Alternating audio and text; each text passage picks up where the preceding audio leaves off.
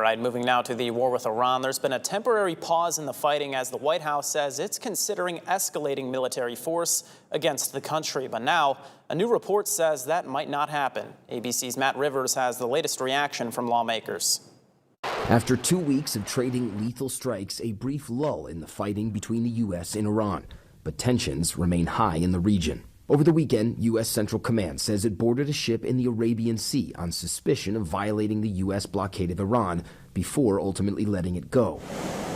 This as the Houthis, an Iranian proxy group in Yemen, have opened a new front targeting Saudi oil exports, claiming they hit state-run oil operations in the Saudi kingdom. They've also declared a maritime blockade on Saudi-linked shipping in the Red Sea's Bab el-Mandeb Strait, which serves as a vital trade route. Last week, President Trump met with his national security team to discuss next steps, and on Friday said he was considering a massive attack on Iran. But a new report from the New York Times says the president is backing off because the U.S. weapons stockpile in the Middle East is depleted.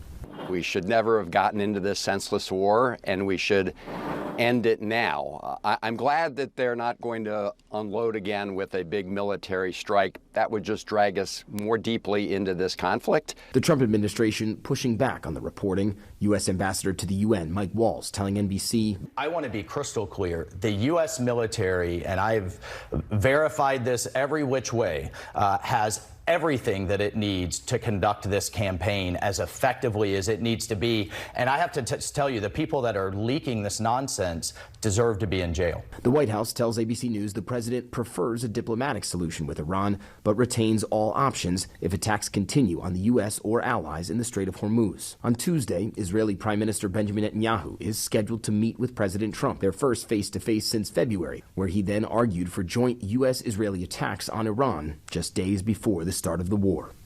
Matt Rivers, ABC News, Amman, Jordan.